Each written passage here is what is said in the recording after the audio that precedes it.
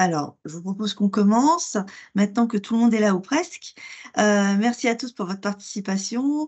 Aujourd'hui, nous allons vous parler de soja et de pratiques culturelles dans le Grand Ouest. Alors, un réseau d'observatoires multipartenarial mené par Terre Innovia dans le cadre de Cap Protéines sur le Grand Ouest a permis d'identifier les potentiels de production dans différents contextes, ainsi que les facteurs limitants de rendement. Nous allons donc également vous présenter un travail de simulation de scénarios technico-économiques de l'insertion de la culture dans les assolements de fermes de type du Grand Ouest. Thomas Méhard, ingénieur de développement de Terre Innovia, va donc vous expliquer quels résultats on a pu dégager de ces observatoires utiles pour la conduite du soja. Avant de lui laisser la parole, sachez que ce webinaire sera enregistré. Vous pouvez donc le retrouver sur notre chaîne YouTube en replay et pendant la présentation, vous pourrez poser toutes vos questions sur le fil de discussion, sur le chat en live. On y répondra ensuite. Alors Thomas, je vous laisse la parole, c'est à vous. Merci. Eh bien, bonjour à tous. Donc pour le coup, je vais partager, hop, Mmh. la présentation et donc je vais, hop, enchaîner. Donc je vais donc présenter ici, donc ma présentation va se faire en 2 parties, hein, comme Stéphanie vient de le rappeler. Une première partie observatoire et une deuxième partie, qui va traiter de l'insertion du soja dans les assolements, des Pays de la Loire. Et puis derrière, on va essayer de conclure, un petit peu dessus. Hop. Alors la première chose, au niveau de tous les travaux, du soja, qui ont été menés dans le Grand Ouest, alors ça a commencé avec, un travail d'évaluation des impacts économiques, de l'introduction du soja dans des systèmes céréaliers du Centre Val de Loire, un projet qui a été financé donc, par le Cap Filière de la région Centre Val de Loire, par le PEI Santé du végétal, avec la faisabilité technico-économique du soja en Pays de la Loire de 2018 à 2021, un projet qui a été financé par des fonds européens ainsi que par la région Pays de la Loire. Le projet Soja Made in Normandie, qui traitait de la faisabilité du soja en Normandie, hein, financé toujours par des fonds européens et par la région Normandie. Le projet White Solent, qui traitait du soja donc, de 2020-2022, notamment sur les thématiques de levée, peuplement et de la gestion d'enherbement. Les observatoires Cap Protéines de 2021 et de 2022, donc financés dans le cadre du Cap Protéines, qui vont faire l'objet de la première partie de cette présentation. Et bien sûr, tous les réseaux d'essais, variétés, triple zéro et triple zéro très précoces, qui ont été mis en place hein, sur le Grand Ouest, donc dans la zone centrée-ouest de Terra Innovia.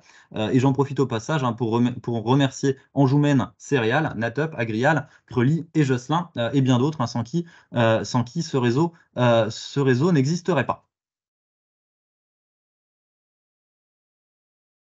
Alors, un petit rappel, les objectifs du Cap Protéines sont un petit peu de 2 ordres, hein. D'abord, un petit rappel du plan protéines, donc 2021-2022, c'est bien d'améliorer l'autonomie protéique, de la France, hein. En ce qui concerne le soja, c'est d'atteindre les 250 000 hectares en 2025 et les 300 000 hectares en 2030. Donc il y a encore un petit peu de boulot de ce point de vue-là. Et les objectifs de Cap Protéines, c'est bien d'identifier les freins de développement de la culture. Donc vraiment aller chercher comment que ça s'appelle, les différents freins qui peuvent exister sur un territoire défini. Et derrière, un volet de transfert de connaissances auprès des techniciens et des agriculteurs du secteur. Donc les observatoires. Alors, en 2021, il y a eu 62 parcelles qui ont été suivies sur le Grand Ouest, hein, donc vous pouvez voir la carte hein, sur la droite, hein, avec des suivis qui ont été réalisés par les chambres d'agriculture et par Terre Innovia, hein, avec plutôt une bonne représentativité, en tout cas, hein, de la zone centrée-ouest et même des différentes zones de production à l'échelle de la ferme France, hein, puisqu'il y avait plus de 180 parcelles qui étaient suivies en France en 2021. Pour les régions qui nous concernent, hein, donc la zone centrée-ouest, hein, il y a eu 5 observatoires sur le nord-ouest, hein, plus un observatoire qui est venu se greffer au réseau, qui était l'observatoire Soja Bio du PEI Santé du végétal en Maine-et-Loire. Cet observatoire 2021 s'étant plutôt bien déroulé, il a été renouvelé avec 3 observatoires en 2022, avec 3 observatoires, donc 35 parcelles, suivies par la Chambre d'agriculture des Pays de la Loire dans le Maine-et-Loire, par la coopérative CVP et par Audi7. Alors, quand on parle d'observatoire, On va parler en fait de différentes choses. Alors d'abord, sur chacune des parcelles qui sont suivies dans les observatoires, il y a évidemment tout l'itinéraire technique, les rendements et autres qui sont récupérés a posteriori. Et derrière, 3 visites qui vont être programmées à différentes étapes clés de la culture du soja. Une visite qui va être calée plutôt en début de cycle, hein, juste après la levée. L'idée, c'est de venir voir l'état du peuplement, d'aller faire des comptages et des notations et suivis adventices et bioagresseurs pour voir vraiment le tout début de cycle. Une seconde visite à la floraison du soja, toujours pour le peuplement, avec toujours des notations adventices et bioagresseurs. C'est aussi l'occasion à floraison de revenir sur des relevés de biomasse à floraison et d'aller regarder un petit peu l'état de la nodulation. Est-ce que c'est une nodulation qui est importante en quantité et derrière en qualité, est-elle active? Je rappelle que le soja, à partir du moment où il a été correctement inoculé dans nos régions, est capable de fixer l'azote atmosphérique, hein, et donc de s'autosuffire, hein, en tout cas de participer très fortement à son alimentation azotée. Et une troisième visite, une visite en fin de cycle, toujours pour suivre le peuplement, pour avoir une dynamique tout au long du cycle de la culture. Et ça permet aussi d'aller voir les différentes composantes de rendement, le nombre de gousses, le nombre de grains par gousse, etc. Et aussi la hauteur de la première gousse, puisqu'on sait que c'est un facteur très important pour la qualité et la facilité de récolte. La première gousse étant la plus basse, bah, plus elle est haute et plus il va y avoir une facilité pour l'agriculteur de la récupérer et de la faire contribuer au rendement.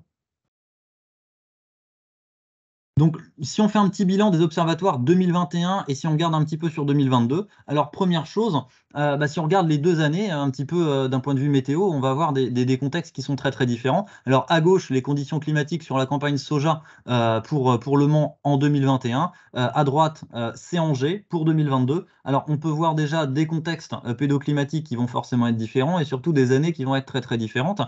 Si on regarde la campagne 2021, donc graphique de gauche, on va voir que sur les mois de mai, juin et juillet, une pluviométrie qui va être très au-dessus des normales de saison, plutôt des températures qui vont être relativement fraîches sur avril, ce qui va impacter pas mal de choses sur la suite du soja. Donc un tout début des premières phases d'implantation et de sortie plutôt dans du frais et dans du sec, et derrière énormément de pluie jusqu'au début du mois d'août. Et à partir de la fin août, bah, un arrêt des pluies assez brutal et qui ne reviendront pas jusqu'à la récolte. Si on regarde sur 2022, on va avoir des choses qui vont être très très différentes puisque l'ensemble du cycle sur 2022 va être marqué par de fortes températures, hein, au-dessus des normales de saison, mis à part la première décade de mai, et surtout un stress hydrique continu de la culture, quasiment du semis jusque la récolte. Donc 2 années très différentes et des contextes pédoclimatiques très différents, et on va toucher un petit peu la limite de ce qu'on peut faire avec des observatoires sur des zones aussi grandes. Quand on regarde un petit peu les résultats, donc je vais m'appuyer essentiellement sur les résultats 2021, hein, puisqu'on avait beaucoup plus de parcelles. La première chose, bah, on a parlé des conditions froides et humides en début de cycle, avec une perte de pied qui a été très importante, hein, de l'ordre de 24 %, ce qui est énorme. Ce qu'on peut observer, donc ça c'est le graphique, hein, qui est sur la gauche, bah, que le peuplement va impacter évidemment une partie du rendement. Ça c'est un autre des enseignements. On a pu remarquer que sur certaines parcelles, les doses de soja qui sont semées ne sont pas suffisantes en nombre de grains mètre carré pour arriver, ne serait-ce que, même avec 100 % de germination et de levée, pour atteindre un peuplement qui est juste correct. Donc il y a des progrès de ce point de vue-là, en tout cas sur certaines parcelles. Alors sur la droite, vous avez pu voir aussi, donc sur le graphique de droite, la même dispersion des parcelles avec une mise en avant des différentes parcelles qui sont irriguées. Alors ce qu'on peut voir ici, c'est que, bah, en moyenne, les parcelles qui sont irriguées ont gagné en potentiel par rapport aux différents régimes secs. Là où on peut vraiment prendre avec des pincettes, hein, puisque les différents observatoires s'étendent de la Nouvelle-Aquitaine jusqu'à la Normandie, et forcément avec des potentiels un petit peu plus importants sur la Nouvelle-Aquitaine et des irrigants qui sont plutôt sur la zone sud que sur la zone nord, bien évidemment. Alors en ce qui concerne le rendement, bah, il y a évidemment d'autres facteurs qui rentrent en compte, hein, le stress hydrique, des défauts de nodulation, hein, qu'on a pu mettre en place, et de l'enherbement. avec un enherbement, dès lors que la parcelle est propre, on a pu observer et on a pu mesurer que les parcelles restent propres, hein, tout au long du cycle. Par contre, dès qu'on va avoir un défaut d'enherbement sur la première visite, donc vraiment au stade juste post-levée, on va avoir des gros problèmes à maintenir la parcelle dans un état d'enherbement, on va dire, satisfaisant. Pour illustrer un petit peu ça, juste 2 photos. Alors, sur des suivis vraiment tout début septembre, avec 51 pieds au mètre carré, c'est une parcelle qui est propre, avec un rendement qui est arrivé à 26 quintaux-hectares. Une autre parcelle, début septembre, 11 pieds par mètre carré, avec une très forte concurrence des adventices, un rendement de 9 quintaux-hectares. On enfonce des portes ouvertes, mais c'est comment que ça s'appelle, en tout début de suivi, on aura déjà pu pointer ces 2 parcelles avec leur niveau de salissement. En ce qui concerne les différents rendements, alors on a des rendements qui sont quand même plutôt mitigés, hein, qui sont en deçà de la moyenne nationale, aux alentours de 22 quintaux. Ce qu'on peut voir quand on sépare un petit peu les différents observatoires les uns avec les autres, c'est que le potentiel en rendement sur les observatoires en bio sont relativement proches des rendements obtenus sur les observatoires conventionnels, ce qui est un résultat qui est quand même assez intéressant. Et quand on regarde les différences de rendement entre eux, 49, avec des rendements qui sont très très proches en conduite sec et conduite irriguée. On est aussi sur relativement peu de parcelles, avec un effet parcelle qui va être relativement important, donc évidemment à prendre des pincettes, mais évidemment en tendance, on voit bien l'intérêt de l'irrigation, hein, dans la conduite du soja. Même sur 2021, dans des conditions qui sont très très humides, et donc une irrigation qui va arriver très tard dans l'année, enfin dans le cycle de la culture. En termes de taux de protéines et de PMG, les PMG obtenus sur 2021 sont relativement habituels, entre 180 et 220 grammes, avec une sécheresse de fin de cycle, hein, comme on a dit, il a plu quasiment jusqu'au 10 août, et derrière des conditions qui sont très très sèches, qui a impacté la fin du remplissage des différentes graines. L'irrigation en Pays de la Loire, ça a quand même permis de gagner entre 10 et 18 grammes pour 1000 grains, entre Pays de la Loire et Poitou-Charentes, ce qui est quand même quelque chose d'assez intéressant. Des taux de protéines sur l'ensemble des différents observatoires qui sont très très hétérogènes. On a des conditions, j'ai envie de dire, une pluviométrie qui a été relativement diverse, hein, en fonction des secteurs pédoclimatiques, plus de la sécheresse en fin de cycle, ce qui explique un petit peu cette hétérogénéité. Curieusement, sur les observatoires Pays de la Loire, on n'observe pas vraiment de gain sur le taux de protéines avec l'irrigation, et qui est très proche et un petit peu inférieur à la conduite en sec. Donc là encore, un effet parcelle qui est probablement relativement important, et on est sur des effectifs qui sont relativement faibles. En conclusion, sur la partie observatoire, des rendements qui sont quand même mitigés, hein, sur les sojas qui ont été suivis, avec des rendements aux alentours de 22 quintaux contre 29 pour le national. Malgré des conditions d'implantation qui ont été compliquées, je rappelle un tout début de cycle qui a été très très frais, et des taux de perte à la levée qui ont été importants, aux alentours de 24%. Il y a quand même une très grosse majorité des parcelles qui ont été récoltées qui sont allées au bout, 58 sur les 62 suivis en 2021. Ça en fait quand même 4 sur 62 qui n'ont pas pu être récoltés. Et relativement peu de différence de rendement entre les observatoires conduits en bio et conventionnels. Cet observatoire 2021 s'étant très bien déroulé, il a fait des petits en 2022, avec 3 observatoires qui ont été reconduits, 13 parcelles qui ont été suivies par CVP, 10 parcelles qui ont été suivies par la Chambre d'agriculture des Pays de la Loire en Maine-et-Loire, et 12 parcelles en Charente-Maritime, suivies par O17. Je vais parler maintenant un petit peu du travail de simulation de l'introduction du soja dans les rotations des Pays de la Loire. Alors, un petit peu comment est-ce que ce travail s'est déroulé. Alors d'abord, ce travail a été réalisé dans le cadre du PEI du santé du végétal, qui a été actualisé en 2022 dans le cadre de Cap Protéines, et qui a été actualisé notamment dans un contexte de prix qui était très très changeant. Ce travail consistait à la caractérisation de 4 fermes types, Donc ce sont comment ça s'appelle, des cas un petit peu d'école. Un cas en polyculture élevage bovin-lait en sec, dont je vais revenir un petit peu plus en détail derrière. Deux cas en polyculture élevage monogastrique, un conduit en sec et un conduit en irrigué. Et un dernier, un système grande culture conduit avec irrigation, donc qui va correspondre plutôt à des zones céréalières qui sont très au sud de la zone d'étude aujourd'hui. Les différentes simulations ont été réalisées avec l'outil d'Arvalis qui s'appelle Sister, et les données soja, donc les données de l'itinéraire technique des soja introduits sont issues en fait du groupe soja qui a été suivi en Sarthe de 2018 à 2020 dans le cadre du PEI Santé du végétal. Alors, la méthodologie de travail, alors toutes les différentes données qui rentrent un petit peu dans l'outil, d'abord ce sont des données économiques, hein, donc les prix d'approvisionnement, les prix de vente, les salaires, les cotisations, les primes PAC, etc.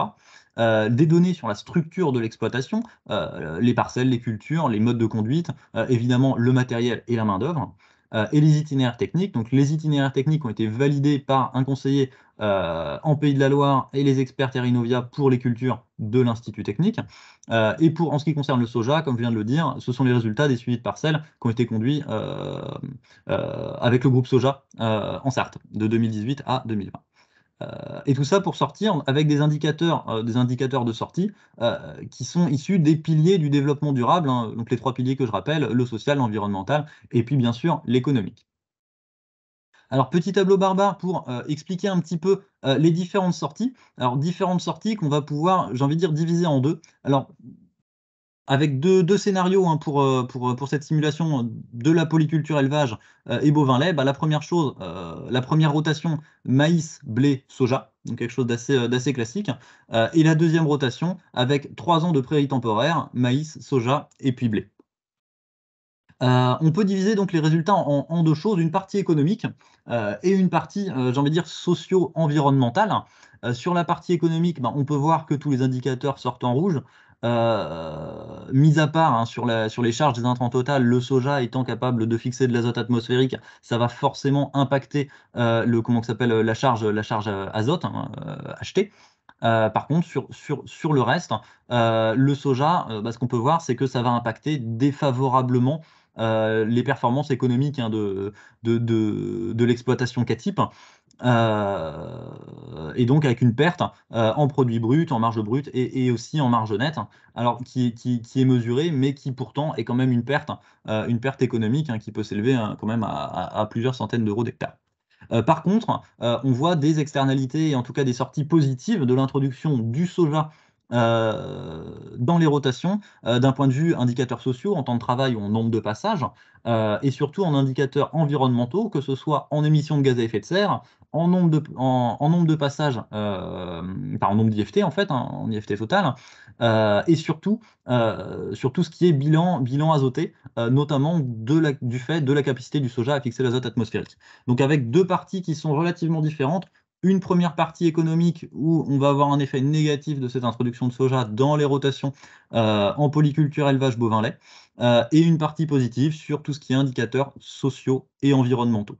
Les résultats obtenus pour les autres cas types que je vais pas détailler ici sont un petit peu du même ordre avec une partie économique plutôt négative et une partie environnementale et sociale qui est plutôt positive.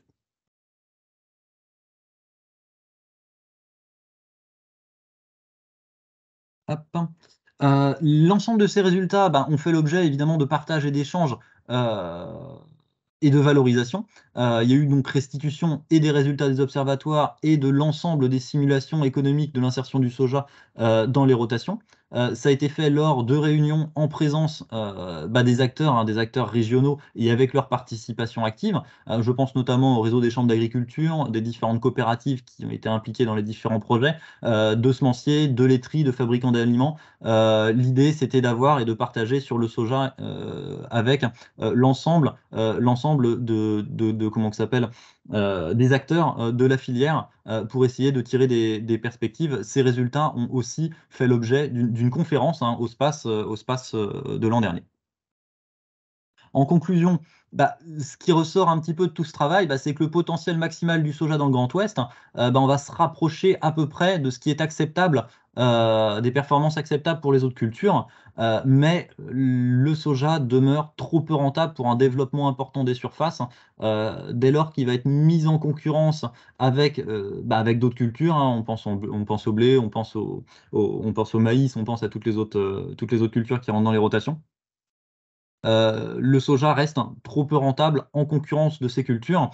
Il va manquer, et ça a été souligné lors des différentes réunions qui ont pu être organisées avec les différents acteurs des filières, il va manquer quelques quintaux pour arriver au niveau d'un blé ou quelques dizaines ou centaines d'euros à la tonne. C'était de l'ordre de 150 euros par tonne au soja pour vraiment un développement de ces surfaces important. Donc aujourd'hui, soja trop peu rentable par rapport aux concurrents, malgré on va dire, externalités très positives du soja sur le volet environnemental et le volet social, donc temps de travail. Pour arriver au rendement maximal du soja sur nos régions, il est nécessaire de maîtriser la partie inoculation. On a vu que les défauts d'inoculation impactaient très fort le rendement. De maîtriser le peuplement et l'enherbement. Le peuplement via probablement des stratégies de travail du sol, de préparation du sol, de date de semis, de quantité, de dose de semis aussi, puisqu'on a vu qu'il y avait des défauts de ce point de vue-là, et d'enherbement, plutôt choisir évidemment des parcelles qui sont relativement propres, hein, et qui resteront propres avec le soja. On a vu que c'était compliqué de rattraper des situations difficiles avec, avec le soja. L'irrigation, si disponible, évidemment si autorisé, à partir du début floraison et jusque la fin de cycle, pour accompagner un bon remplissage des graines, et donc gagner en qualité, gagner en PMG, gagner en teneur en protéines, et évidemment en rendement. Et si conduite en sec, plutôt choisir des parcelles à forte réserve utile avec du fond, pour que le soja puisse aller chercher l'eau quand il en a besoin. Ça peut être mis en évidence évidemment que le coût de la semence de soja a un point qui est relativement important dans les charges, et que le potentiel du bio est relativement proche, en tout cas sous nos latitudes, de celui de l'agriculture conventionnelle. Et en tout cas, c'est ce qui ressort des différents observatoires qui ont pu être conduits en 2021 et en 2022. Donc, je viens d'en avoir fini avec ma présentation. Je vais donc vous remercier de votre attention et puis prendre Merci. quelques questions, il me semble. Oui, merci beaucoup Thomas pour cette présentation très, très claire, sur nos résultats et nos travaux sur le soja. Heu, alors pour l'instant, il n'y a pas de questions sur le fil et si, j'en vois une à l'instant. Donc je vais vous la lire. «Bonjour, que représentent actuellement les surfaces de soja en France pour mettre en regard des objectifs du plan protéines? Et est-ce que ces enseignements remettent en cause justement les objectifs de ce plan pour le soja?» Alors, on va être très, très en dessous, des objectifs. Alors les objectifs aujourd'hui, sont à 250 000 sur 2025. On n'est pas encore en 2025, ça viendra. On n'y est pas du tout. J'ai pas les surfaces exactement en tête, aujourd'hui, mais pour moi, il faudrait quasiment qu'on double, d'ici quelques années. Autant dire qu'il y a quand même du travail. Il y a encore du travail. Alors moi j'ai une petite question à vous poser aussi. Les données qu'on a présentées ici, est-ce qu'elles sont applicables à d'autres zones du Grand Ouest? Et est-ce que dans ce cas, est-ce qu'on peut espérer le même rendement? Alors, c'est très compliqué à dire. Très compliqué à dire. Alors ici, on a quand même des zones pédoclimatiques, hein, sur cet observatoire qui sont très divers, dans le sens où on a du Poitou-Charentes, on a de la Normandie, on a aussi pas mal de Pays de la Loire. Donc on a des zones qui sont quand même sud pour la région, des zones qui sont très très nord. Sur l'ensemble du Grand Ouest, il y a d'autres zones qui sont beaucoup plus froides. Je pense à la Bretagne, je pense à l'ouest normand. Ces résultats, est-ce qu'ils sont applicables partout? Non. On va avoir comment ça s'appelle, des sols qui vont se réchauffer de manière diverse, euh, des sommes de température qui vont être relativement limites. Je pense notamment à la Bretagne ou à la Manche, par exemple, pour atteindre une maturité, hein, dans des comment ça s'appelle, dans des périodes de récolte propice et surtout, on va avoir sur ces régions-là aussi un retour des pluies qui va être relativement important, notamment sur fin septembre, et octobre, qui fait que ce retour des pluies va engendrer aussi un retard des récoltes et potentiellement, potentiellement, des non-récoltes. Ça a Mmh. été le cas, par exemple, dans les régions les plus froides. Parfait. Merci beaucoup Thomas. 2 autres petites questions, qui viennent d'arriver. La mise en œuvre d'une filière soja Grand Ouest est-elle envisagée ou envisageable en partenariat avec les acteurs de l'alimentation animale? Alors, envisagé et envisageable, je pense que oui. Aujourd'hui, le principal frein au soja, il est de 2 ordres. D'abord climatique, hein, comme on vient de le dire enfin climatique, pédoclimatique, hein, pour les zones les plus froides, hein, de la zone, du Grand Ouest, et d'une autre part, par le manque de rentabilité pour l'agriculteur, de faire du soja et c'est ce qui a été souligné, hein, dans les différentes, réunions, d'échanges. C'est qu'aujourd'hui, le soja n'est pas suffisamment rentable pour l'agriculteur, pour être compétitif vis-à-vis Culture. des autres cultures. Mmh.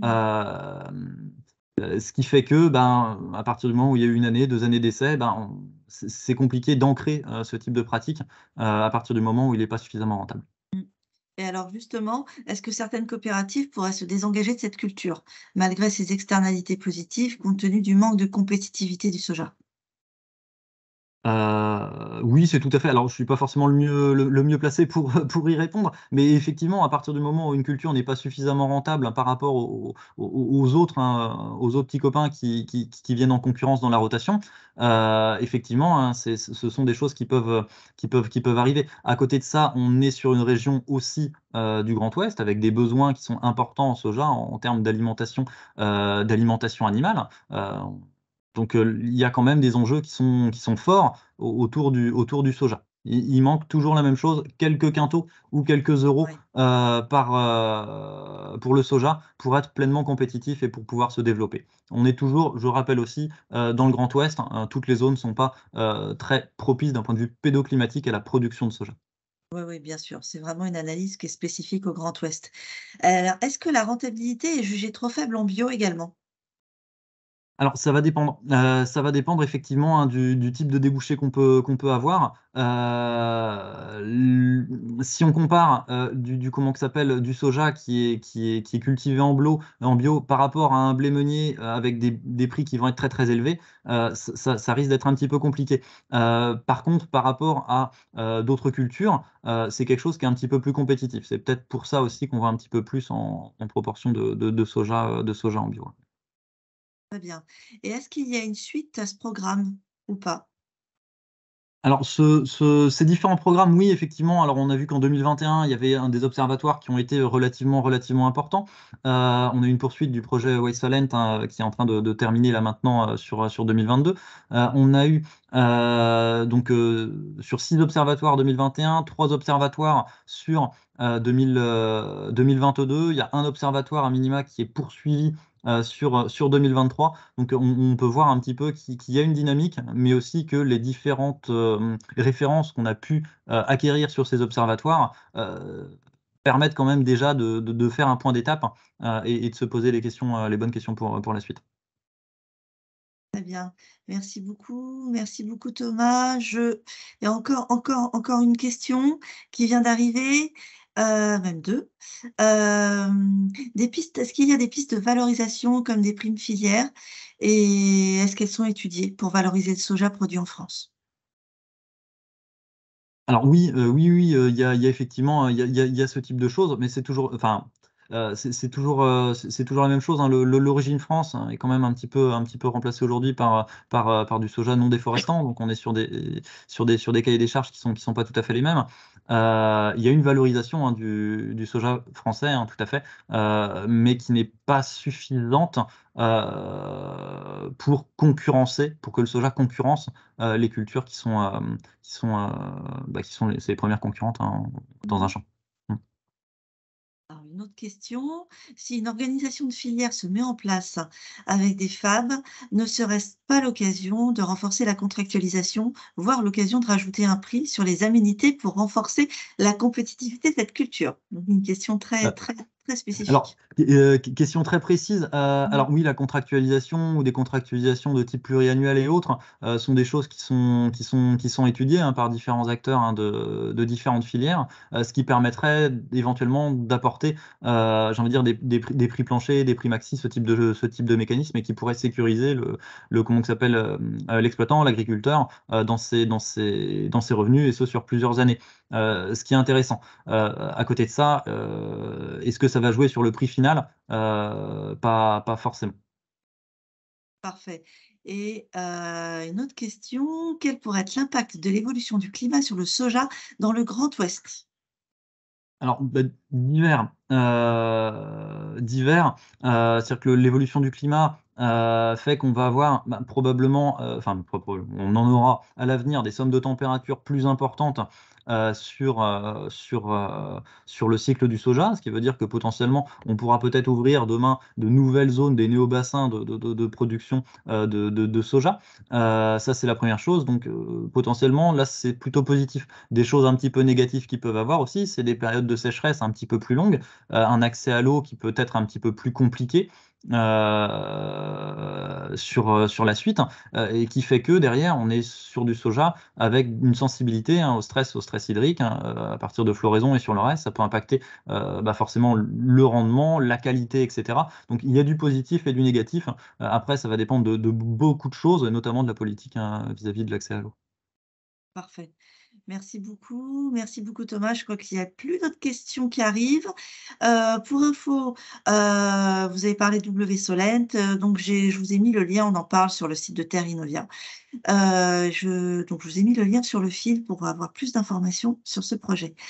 Je crois qu'il n'y a pas d'autres questions.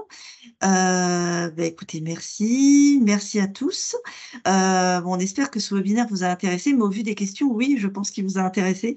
On vous donne rendez-vous le 20 avril pour parler cette fois de Reglet de Cosa et d'API. N'oubliez pas, vous pouvez retrouver ce webinaire sur notre chaîne YouTube. N'hésitez pas à le liker et à le partager sur vos réseaux. Je vous dis à très bientôt, très bon après-midi et au prochain jeudi de TI. Merci beaucoup.